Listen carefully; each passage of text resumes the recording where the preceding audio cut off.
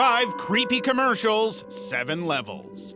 From demon children to vegetables, we have every creepy commercial you could hope for.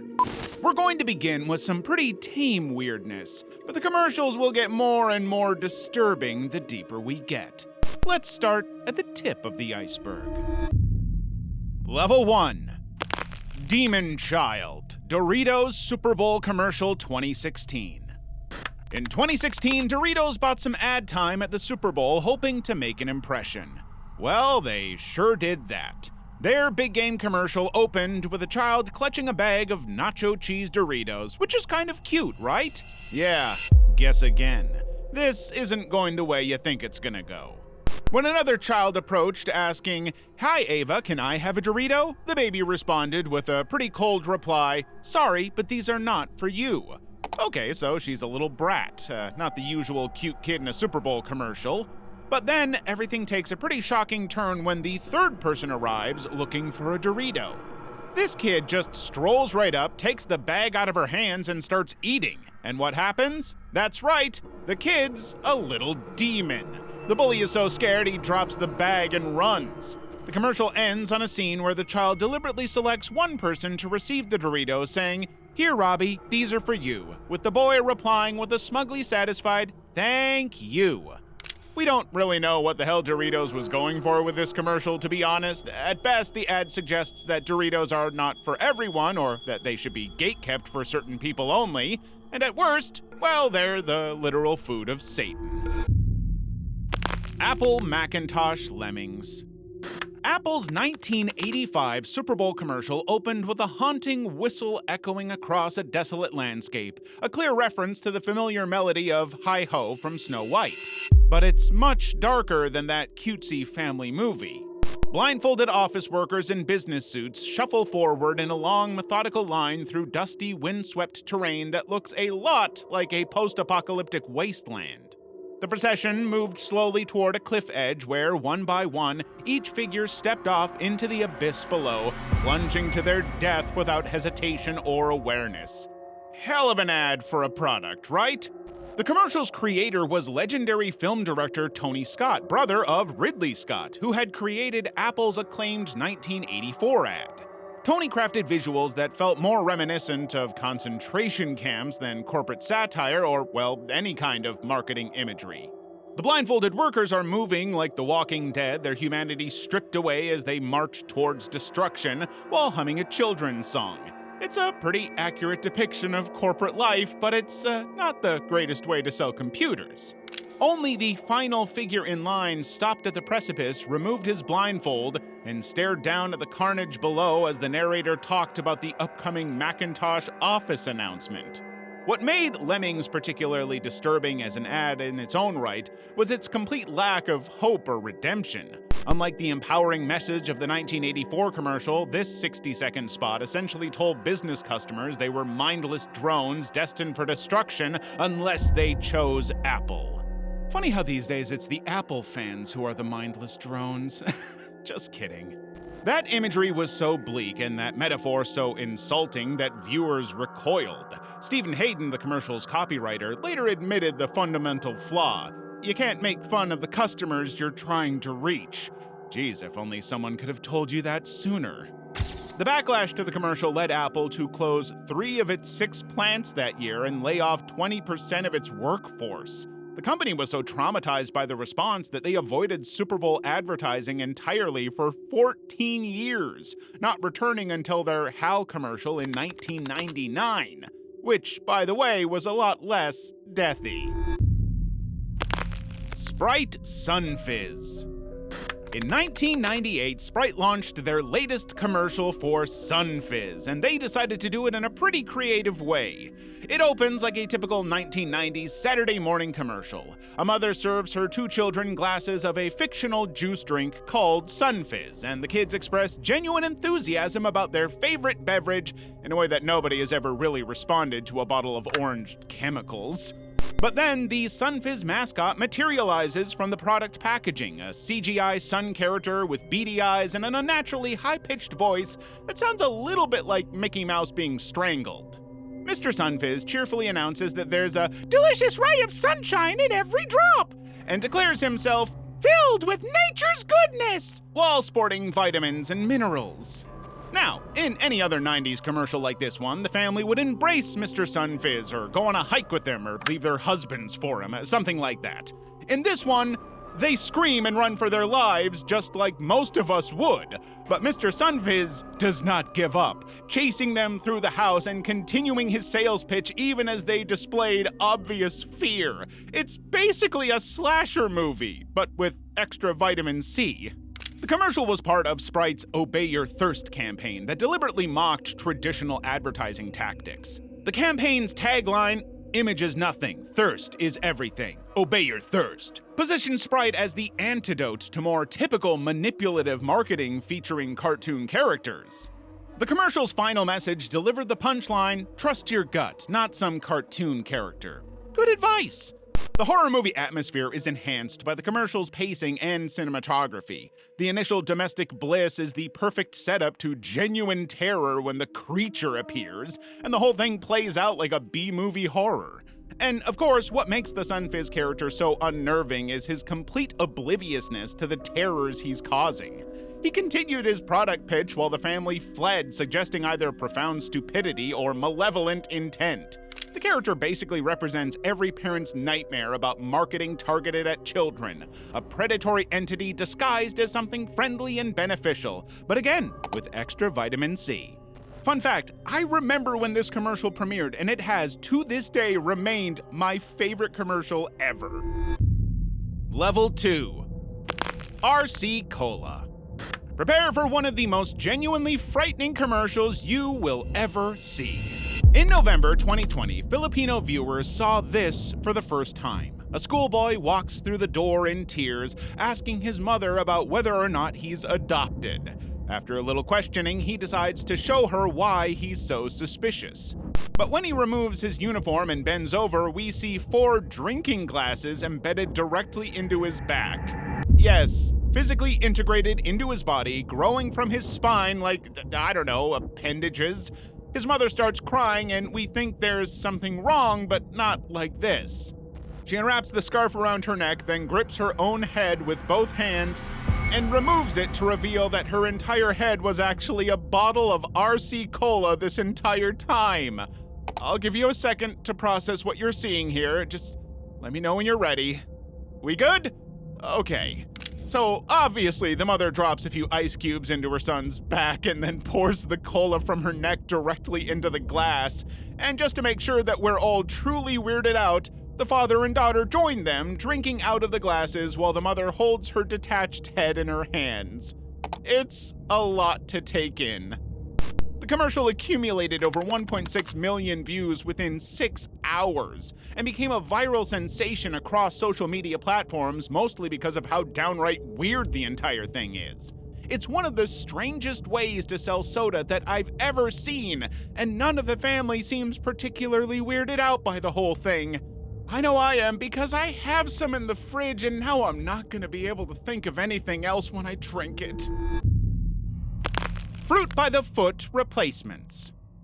This 2009 Fruit by the Foot commercial opens with 2 kids staring at each other playing a pretty creative game. The first kid announces he's replaced the other's shoelaces with Fruit by the Foot, to which his friend, accepts it. That's clearly the rules of this game. But then the second kid claims to have replaced his friend's fingers with the fruit snack, earning enthusiastic praise. Physically impossible? Yes, but we haven't really gotten started yet. The first kid announces he's replaced his friend's bones with Fruit by the Foot. The second kid acknowledges this with the phrase, "Indeed you have," which is weirdly casual considering his body structure just became gelatinous. Guitar strings are next to be replaced with the snack, which the kid dismissed as seems like a step backwards, but all right. That does imply that he wanted to have a body part of his turned into a fruit roll-up, but whatever you're into, my guy, let's not judge. Then comes the final exchange that really pushes the commercial into genuinely weird territory. The first kid announces he replaced his friend's DNA with Fruit by the Foot.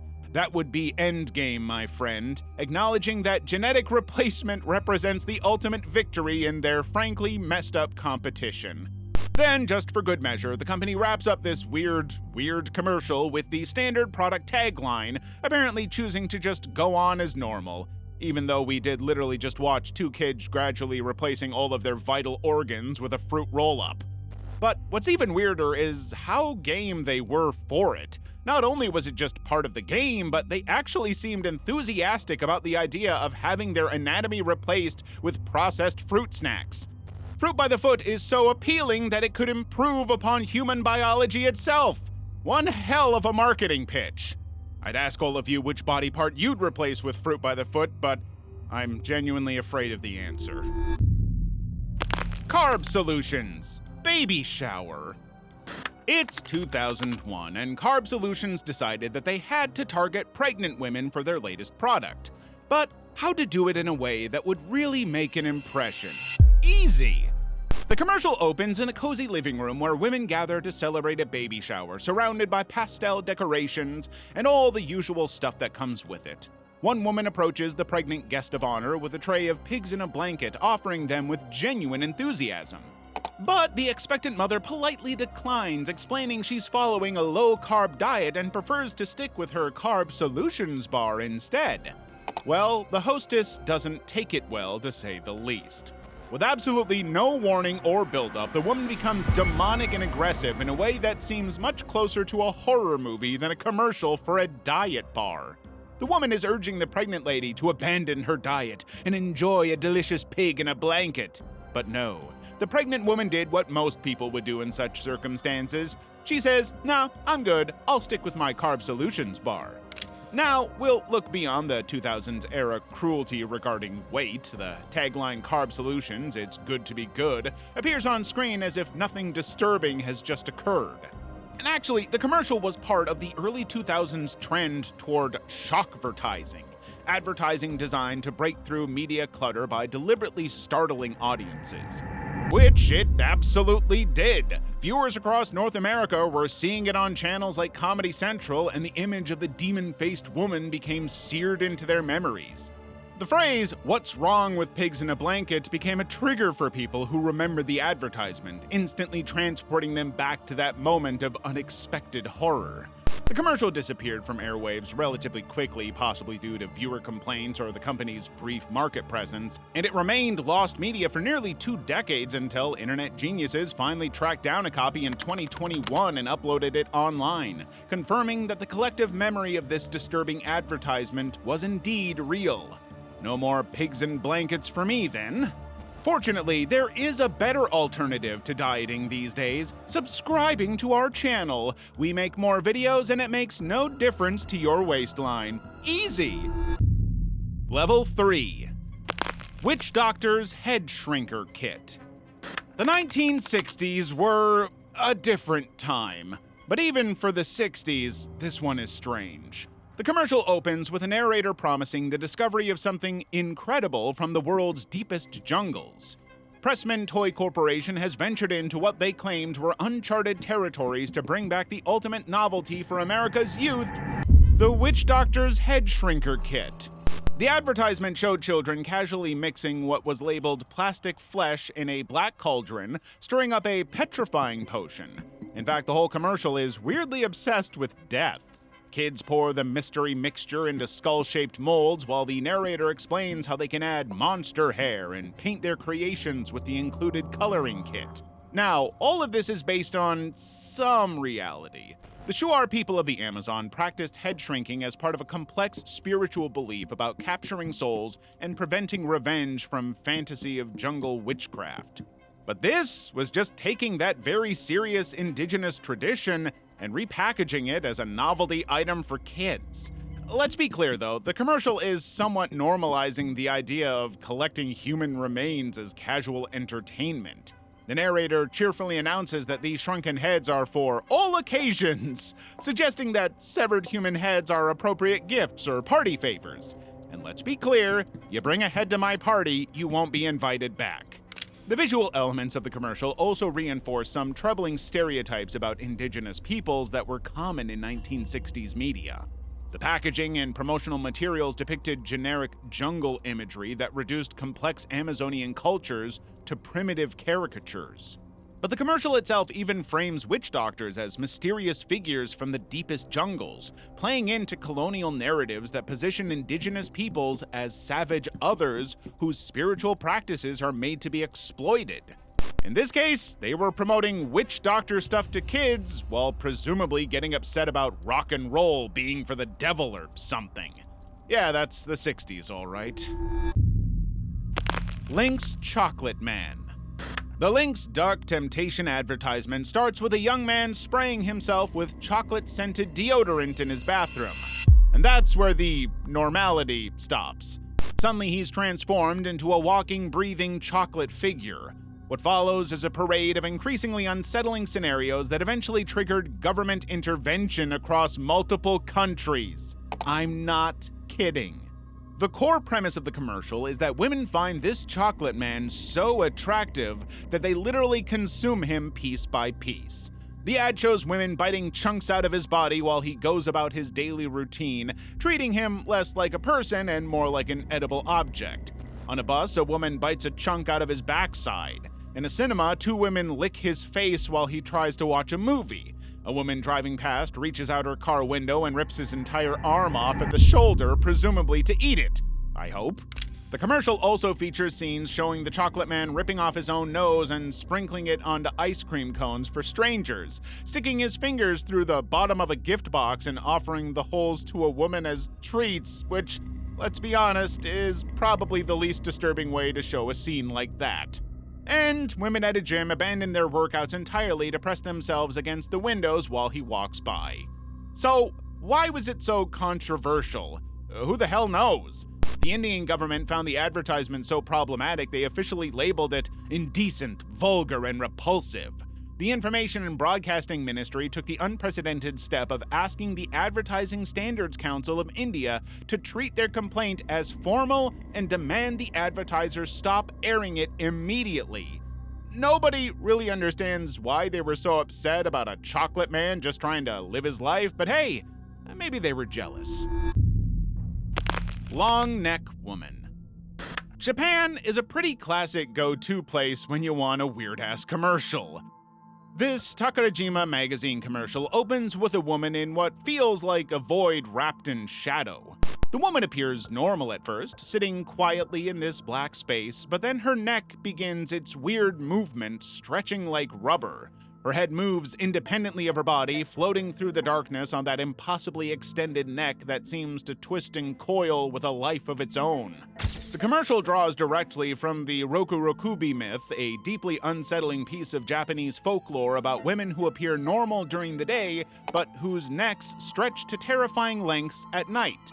These creatures often punished women for their own sins or the transgressions of male relatives, forced to endure this nightmarish transformation as supernatural justice. In traditional stories, the Rokurokubi would roam at night with their extended necks, peering into windows, licking lamp oil, and terrorizing anyone unfortunate enough to encounter them. Some versions describe them as having heads that completely detached from their bodies, floating through the air as hungry spirits seeking human prey. The commercial took this ancient terror and used it to promote a men's entertainment magazine. I'll say that again, this was a publication targeting male audiences, using imagery of a cursed woman whose body had been violated and transformed into something monstrous. The folklore itself speaks to themes of punishment and transformation, of women bearing the burden of the misdeeds of men. But the commercial stripped away any narrative context, leaving only the raw visual horror of the stretching neck. I'll be honest, I don't really know what they were going for here, but I applaud this lady for sticking her neck out to do it. Yeah, I'm getting haunted tonight. Cursed Japanese Kleenex. The commercial opens with a woman dressed in white sitting perfectly still on a bed of straw. Next to her, a toddler painted bright red with green hair and a single horn protruding from its forehead stares blankly ahead. Keiko Matsuzaka pulls a tissue from her Kleenex box and releases it into the air where it floats away while the haunting a cappella version of Edward Barton's song plays in the background. And that's it. Weird, right? The commercial aired in Japan in 1986, and viewers immediately began calling television stations to complain about it. The baby was dressed as an oni, a Japanese demon from folklore, with its crimson skin and that disturbing horn, which is why people found it so deeply unsettling to the point of complaining. The song especially bothered viewers who claimed it sounded like some kind of curse. Many Japanese viewers unfamiliar with English became convinced the ethereal vocals were saying things like, "Die, die, everyone is cursed and will be killed," even though the song was simply Edward Barton's "It's a Fine Day." The commercial was attempting to capitalize on the popularity of Ten, a character from the hugely successful anime Urusei Yatsura, who was a cute flying baby with a horn. But something went terribly wrong in the translation from beloved cartoon character to live-action commercial. He looked more like a demon than anything remotely cute. Television stations and Kleenex corporate headquarters received so many complaints about the disturbing nature of the advertisement that it was pulled from Japanese airwaves within months. The complaints had escalated from creepy song and the creepy baby to outright urban legends, with rumors that everyone involved in the production had died in freak accidents. Keiko Matsuzaka, the actress in white, was said to have suffered a complete mental breakdown and been institutionalized, or alternatively to have given birth to a demon child before meeting her own mysterious end. These stories persisted for decades, even though Matsuzaka continued working as a successful actress throughout that time. But who the hell needs logic anyway? It's a demon baby. Little Baby's Ice Cream.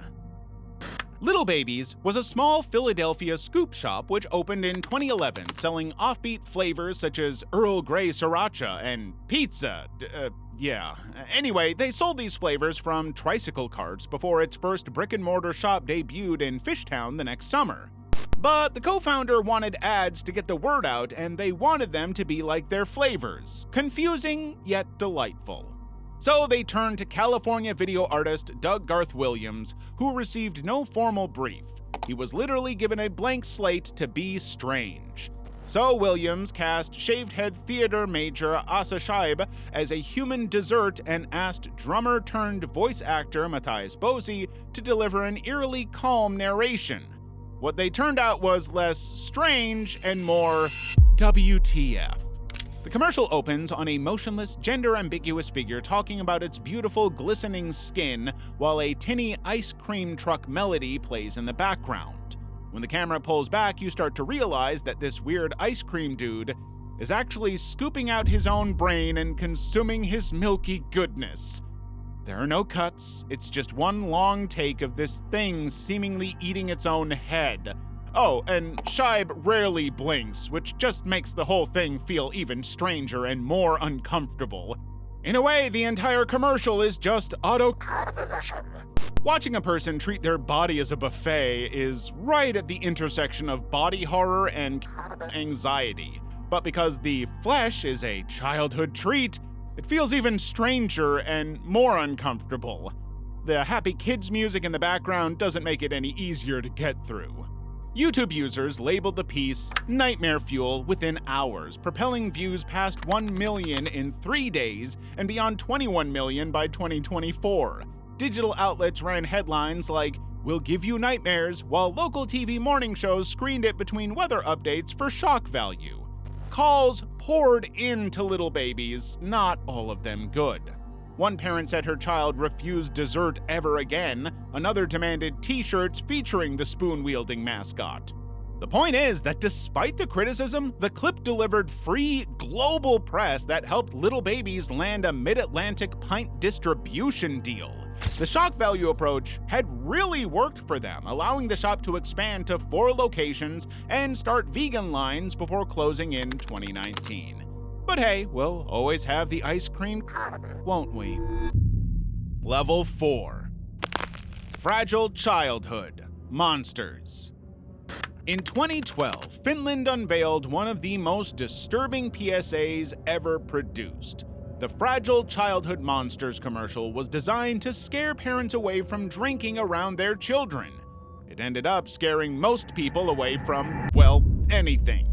The spot opens with children's faces frozen in states of wide-eyed terror and resigned horror, genuinely disturbed by whatever is looming just outside the camera's frame. The children are motionless, their blank stares suggesting they have witnessed unspeakable things. Then we see what they're looking at, and we suddenly get it.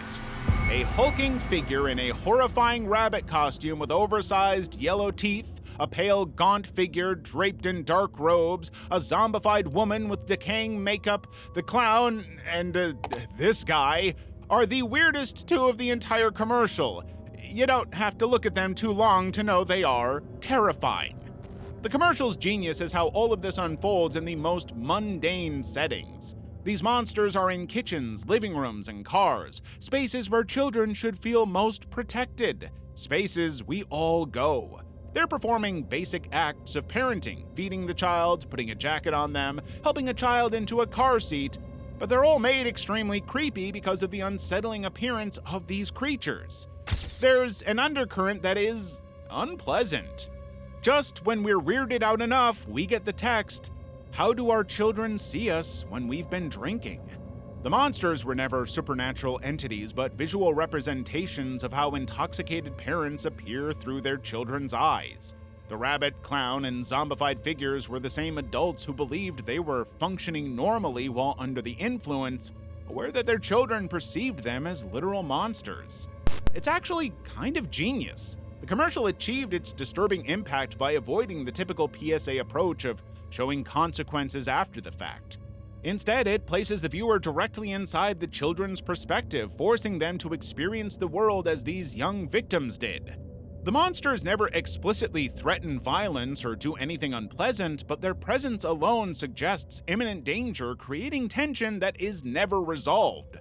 Which is exactly how it ended up being hailed as the scariest public service announcement ever when it went viral. Pub Loo Shocker PSA commercial. The Pub Loo Shocker spot runs for only 52 seconds, but it has one hell of an impact, much like its subject. The commercial was shot in a North London bar for the Department of Transport's Think campaign, featuring hidden cameras behind a phony mirror that doubled as a windshield. Each actor steps up to wash his hands. Then suddenly the mirror in front of them shatters as a bloody mannequin head punches through the frame and bleeds out onto the sink below. Naturally, the jump scare sends the actors falling back against the wall in terror, which was the whole point. The stunt was designed to show how a driver's head could slam into a windshield without having to go through the process of showing a real car crash. By forcing witnesses to feel the same chaos in a tight space, the creators got the point across without having to do too much. This is what happens if you get drunk and drive. Viewers online reacted the same way the patrons did in the stall, leading them to share it with others to scare them the same way, ultimately building the video to more than 4 million YouTube views within its first week, a trending topic on Twitter, and many press pieces that called the tactic both brilliant and alarming. The filmmakers knew that your typical warnings and lectures about alcohol and steering wheels tend to fade into the background noise, so they banked on fear's staying power. The jump scare bypasses the logical sides of our brains, embedding itself in our muscle memories, so now those who see the commercial will never forget. What impact could a drink have on your night out? Most people don't want to find out. They've seen it, and they're afraid to go to the bathroom as a result. Nike Chainsaw. The Summer Olympics are a great time for commercials, especially for sporting companies. Unfortunately, in 2000, Nike, well, they made some choices. The commercial stars Susie Favor Hamilton, 3-time Olympic runner, as she spots a man in a hockey mask preparing to attack her with a chainsaw. Again, I'd like to remind you that this is an Olympic commercial for sportswear. Susie flees through the house and into the dark woods, her pursuer wielding a roaring chainsaw like Leatherface from the Texas Chainsaw Massacre.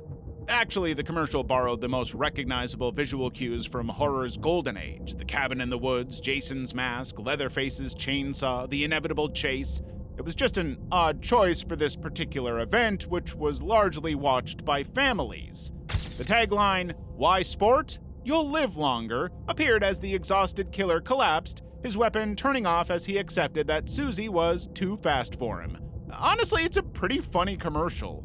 NBC executives had accepted the advertisement with some trepidation. They knew the content pushed boundaries, but they apparently were not expecting the backlash to be so quick. The Feminist Majority Foundation received calls objecting to what viewers perceived as glamorized violence against women. It didn't go down too well. A Nike spokesperson defended the commercial by explaining it was designed to appeal to younger audiences who flocked to horror films like Scream and I Know What You Did Last Summer throughout the 90s. Nike's marketing department had apparently decided that the emotional response triggered by watching people flee for their lives could be channeled into brand loyalty. That's an interesting idea, but again, to associate your brand with not being killed by a maniac is not the greatest idea. NBC pulled the commercial after just 2 days. Anyone surprised? Level 5. Smoking Fetus PSA. The American Cancer Society's 1985 anti-smoking advertisement featured something television audiences had never encountered: a lifelike fetus puppet smoking a cigarette inside its mother's womb. Director David Fincher, then a relatively unknown filmmaker working at Industrial Light and Magic, crafted the 30-second spot using a foam latex puppet so realistic that viewers couldn't immediately distinguish it from actual human tissue. The commercial opens with the sound of a heartbeat as the camera reveals the pink fleshy puppet floating in amniotic fluid. A woman's voice asks, "Would you give a cigarette to your unborn child?" The puppet then removes its thumb from its mouth, replaces it with a lit cigarette, and takes a deep drag. Smoke fills the translucent womb as the fetus exhales, creating an image so jarring that network executives immediately balked. CBS and NBC flatly refused to broadcast the advertisement, which is not surprising at all. George Schweitzer from CBS called it far too graphic, while NBC cited general taste considerations and described the fetal imagery as especially shocking. Only ABC agreed to air the spot, rotating it among their regular public service announcements. The puppet maker himself expressed surprise that the American Cancer Society had purchased such an extreme concept, calling it almost silly and overboard. While the team making it thinks that it's a little much, you know that you've really done something interesting. In fact, Jerry Angert, the American Cancer Society's broadcasting director, had anticipated the controversy but counted on local stations to pick up what the networks rejected.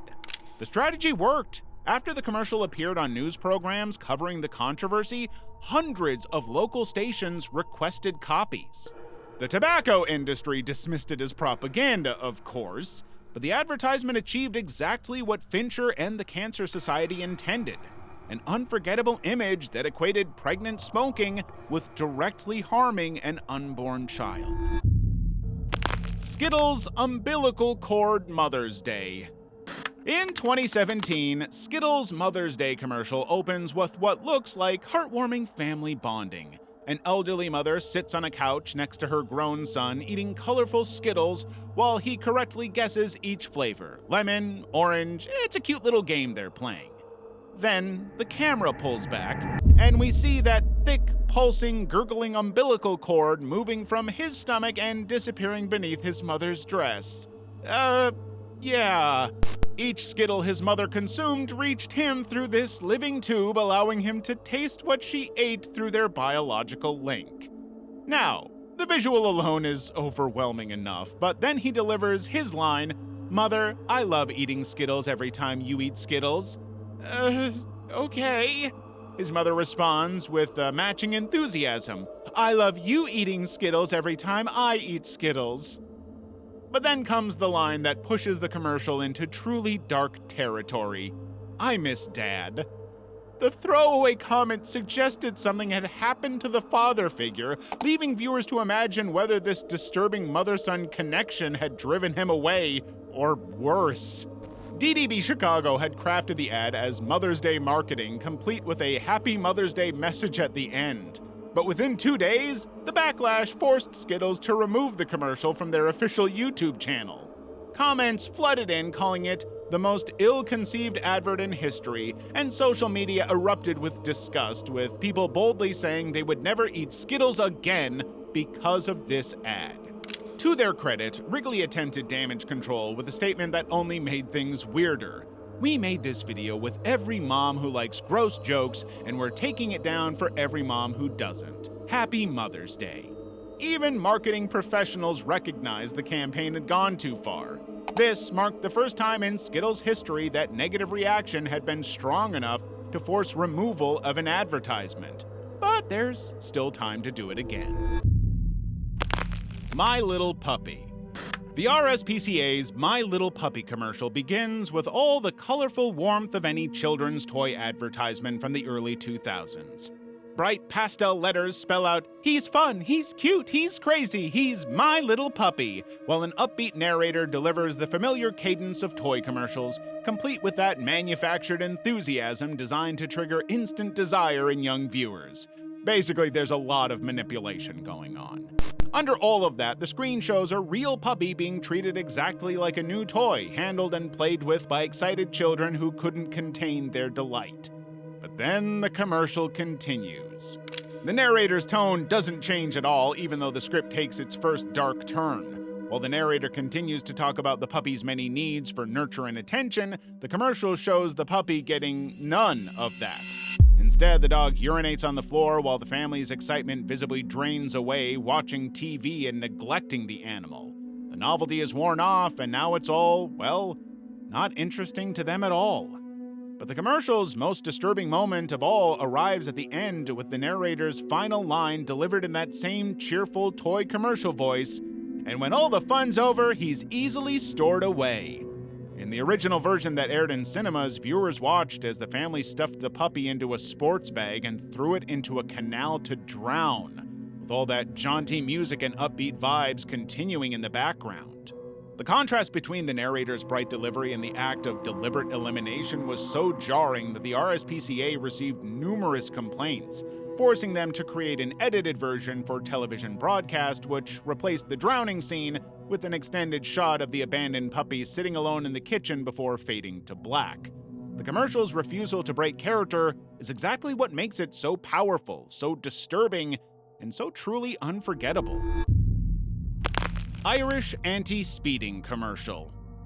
At this point, it should be obvious that if a European commercial starts with a peaceful suburban montage and a slowed-down vibe of a song, it's all going to go wrong. But somehow this Irish anti-speeding commercial went too far, to the point of it almost being funny. The commercial opens with a school class enjoying a field trip outdoors, blissfully unaware of anything going on around them. It's a very normal day for these kids who are just having fun together. Meanwhile, the ad introduces its second narrative thread, a young man hurrying to his car, nothing about his appearance suggesting recklessness. He actually looks pretty responsible, like a normal dude. But about 40 seconds in, something happens. The driver loses control, taking a corner too fast, his car launching off the road in multiple barrel rolls before landing directly on top of the group of children, with a bizarre, cartoony-sounding splat noise when the car pretty clearly rolls over them and crushes the entire class. It's supposed to be impactful and make you realize that 28 young lives were just snuffed out in an instant, but it was taken so far that it almost seems ludicrous to even take it seriously, which is a shame. The creators designed the advertisement to communicate a specific statistic. Since 2000, 28 children had died in Northern Ireland due to speeding-relating accidents, the equivalent of an entire classroom. The commercial literized this number, showing viewers exactly what a classroom worth of deceased children would look like in one horrific moment. But that squish noise, man! The advertisement generated immediate international controversy upon its YouTube release, accumulating over 2.5 million views within days, as media outlets worldwide covered its shocking imagery.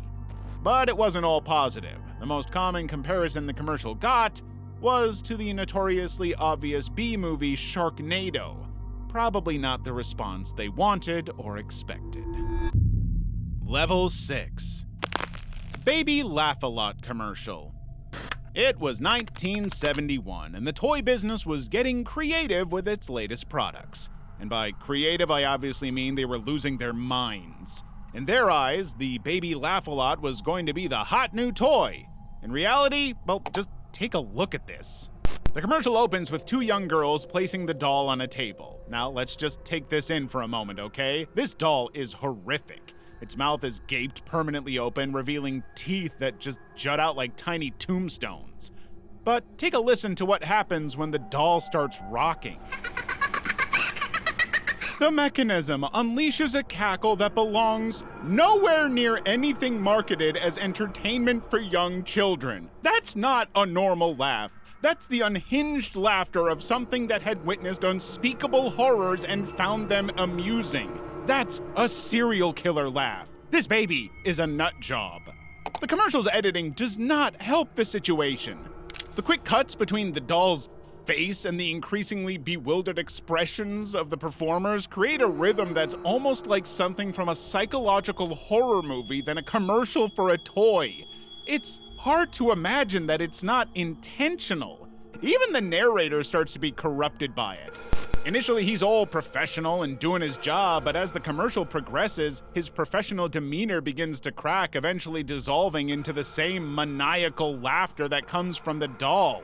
The girls in the commercial follow the same path, their initial confusion giving way to helpless hysteria, creating the impression that the toy possessed some form of hypnotic power. I wouldn't let my kids anywhere near this thing, honestly. The technical aspect of the doll's construction made it worse in real life. The toy contained a tiny record player that created the laughing sound. But when the batteries began to run low, the mechanism would slow down, lowering the pitch and transforming the already disturbing laughter into something that sounded distinctly adult and malevolent. That wasn't intentional, obviously, but you can imagine how much fun that would be when the toy activated itself in the middle of the night and sounded like a psychotic demon chuckling a few rooms down. Jesus Christ!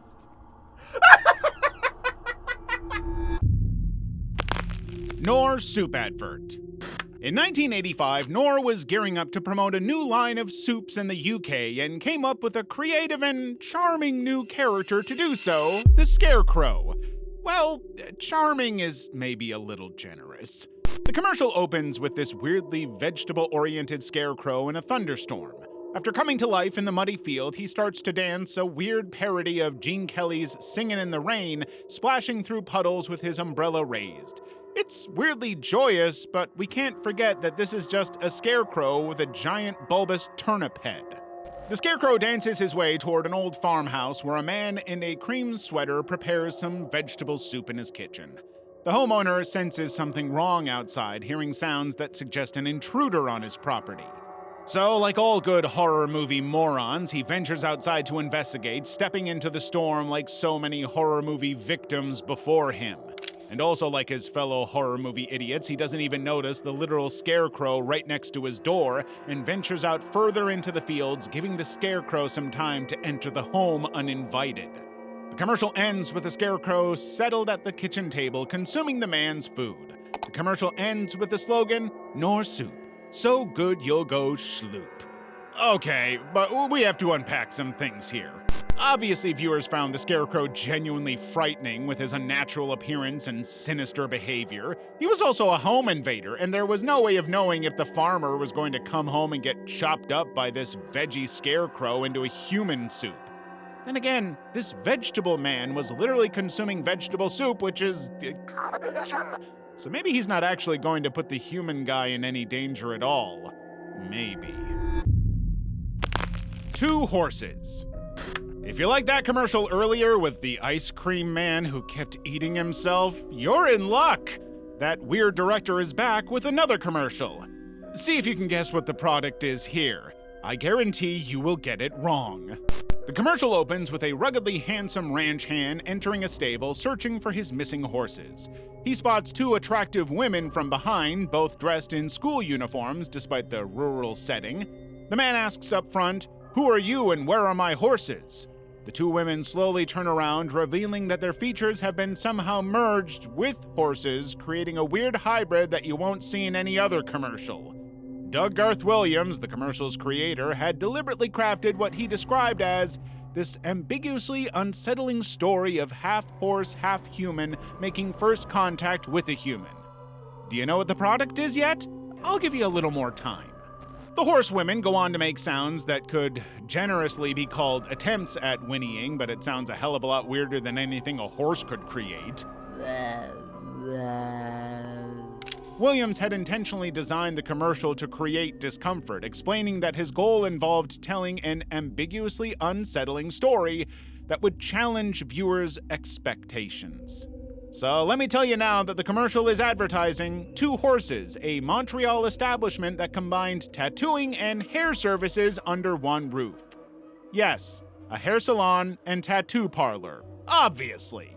The business owners, Jesse Preston and Sarah Isabel Mulder, had created a unique space where interesting artist types could receive both services, though their promotional material ventured into territory that promoted neither. What an interesting strategy. PS3 baby commercial. The PlayStation 3's baby commercial debuted during Game 4 of the 2006 World Series, reaching 16 million viewers who witnessed one of the most unsettling, weird, but unforgettable advertisements ever aired. The 30-second spot opens in a sterile white room where a naked baby doll sits staring at the sleek black PS3 console. The baby laughs with genuine delight before the laugh morphs into an adult's demented cackle. Then the doll starts crying, tears flowing down its plastic cheeks, only to reverse their direction and flow back up into its eyes. Don't ask why, by the way, we just don't know. As the baby continues its bizarre performance, brief flashes of imagery from the PS3 game Resistance Fall of Man flickers across its eyes. The doll appears mesmerized by the floating PS3 console, which levitates before it, the baby's eyes glowing red as it reaches toward the suspended console, calling out, "Mama." The advertising agency behind the campaign spent $150 million on this launch, and the creative directors knew viewers would freeze frame the commercial to analyze every disturbing detail, so they gave basically nothing. Everything about the environment felt wrong, too bright, too empty, too artificial. Sony executives defended the advertisement as an ultimate Rorschach test, designed to provoke emotional reactions. The company wanted people talking about the PS3 regardless of whether those conversations were positive or negative, or what the hell was all that about. According to the marketing chief, the crying baby represented the wide range of emotions the console could elicit. When they asked him what mama meant, he politely declined to answer the question. To this day, many viewers recall this commercial giving them nightmares as children, but being one of Sony's best commercials for the PlayStation, a genuinely creative, weird, unforgettable piece of advertising. Unfortunately, at the time, it was not so well received. The momentum all but died because players did not want to think about a creepy baby doll calling them mommy. Level 7. WSIB, Top Chef Canada PSA. This commercial opens with a young sous chef talking straight to the camera. She's clearly good at her job, on track to become head chef by next year, and she was also getting married to her amazing fiancé that same weekend. Well, actually, that's not the case at all, because she's about to be in a terrible accident, complete with finger quotes around the word accident. Kinda makes you think she's about to be set up for a disaster. Well, yeah. She moves across the restaurant kitchen, explaining how someone should have cleaned up the grease on the floor while pointing at the deep fryer positioned too close to the walkway. She lifts a large pot of boiling water, steps directly onto the spilled grease, and loses her footing completely, sending the scalding liquid all over her body as she falls. What makes it so visceral is how it showed the immediate physical damage. The woman's screams reach a hysterical pitch while you can actually see her skin cooking from the heat. There's even a split-second shot showing her flesh starting to bubble and peel away from its scalding. The commercial belonged to WSIB's Prevent It campaign, which featured workplace accident victims either dying immediately or getting up to explain their mistakes while visibly injured. But the Top Chef spot hit differently because of how realistic the kitchen accident looked and sounded. The commercial ends with the tagline, "There really are no accidents," emphasizing how proper safety measures could have prevented the incident. What shocked many viewers was discovering the commercial had aired during children's television programming. Parents overwhelmingly complained about their children being exposed to such graphic content during what should have been safe viewing hours. The timing seemed particularly cruel given that children were the most vulnerable to being traumatized by the realistic depiction of severe physical harm which they weren't even around. Others, particularly those working in kitchens, found the commercial effective in a way that stayed with them. Restaurant workers mentioned thinking about the commercial every time they had to handle hot oil or move heavy pots of boiling water. The commercial achieved exactly what WSIB intended. It made workplace safety impossible to ignore. The Daisy Presidential Commercial, 1964. The 1964 Daisy commercial opens with 3-year-old Monique Corzelius standing in a peaceful meadow, innocently plucking petals from a daisy while counting to 10. She counts as she goes 1, 2, 3, 4, 5, 7, 6, 6, 8, 9, 9. Okay, so she's slightly better at counting than I am. But then an ominous male voice suddenly interrupts with a missile launch countdown. 10, 9, 8, 7, 6, 5, 4, 3, 2, 1, 0. The camera zooms in to the child's right eye until her pupil fills the entire screen, which then explodes into the flash and mushroom cloud of a nuclear detonation. Makes you wonder what would have happened if she counted correctly. President Lyndon Johnson's voice emerges from the atomic fire, declaring, "These are the stakes, to make a world in which all of God's children can live, or to go into the dark. We must either love each other or we must die." Obviously, this campaign from 1964 aired just 1 year after the Cuban Missile Crisis, where nuclear annihilation felt genuinely imminent to American families. What made the commercial particularly unsettling was how it used the child as both victim and warning system. Her counting morphed seamlessly into the countdown to her own destruction. Well, maybe not seamlessly, but who doesn't count 9 twice? I mean, they do it all the time on that comedy cop show. 9-9! The whole commercial was designed to be jarring and shocking. Lyndon B. Johnson wanted to make his viewers scared and afraid to even think about voting for his rival. The commercial never mentioned Barry Goldwater by name, but the implication was clear. Voting for Johnson's opponent meant watching children die in nuclear flames. The 60-second spot fundamentally changed political advertising by proving that fear, particularly fear for children's safety, could be weaponized more effectively than any positive message. It paved the way for our more modern, dishonest, and fear-mongering way of political campaigning. But more importantly, it taught kids the dangers of counting wrong. Missing hour deals will haunt you. In 2011, UK company Phones 4U decided to make a radical change to the way they were promoting their services. They were going to fully embrace horror in a way they never had before. The advertisement transported viewers into an underground car park where a woman walked alone through dim lighting, her footsteps echoing against concrete walls as an unseen presence stalked her movements. The creative team at Adam and Eve deliberately borrowed visual elements from The Ring, crafting a pale, long-haired ghost that materialized without warning behind the unsuspecting woman. The commercial built tension through classic horror cinematography before delivering its jump scare. The girl's face suddenly pressed against the car window, her hollow eyes staring directly at viewers while the woman screamed in terror. The tagline, "Missing our deals will haunt you," played over blood-dripping text, transforming a simple retail message into what is basically a legally permitted threat. But the public response was immediate and overwhelming. Over 600 viewers filed complaints with the Advertising Standards Authority, making it the most complained about advertisement of 2011.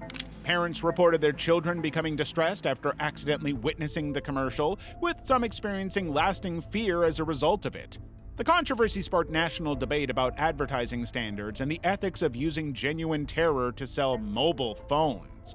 Despite the backlash, Phones 4U celebrated the attention, claiming their target demographic of 16 to 34-year-olds had seen the advertisement an average of 15 times each.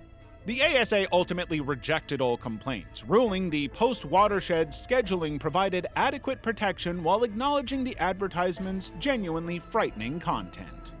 If you're still looking to discover more creepy TV and film icebergs, why not check out this iceberg on the most disturbing movie controversies?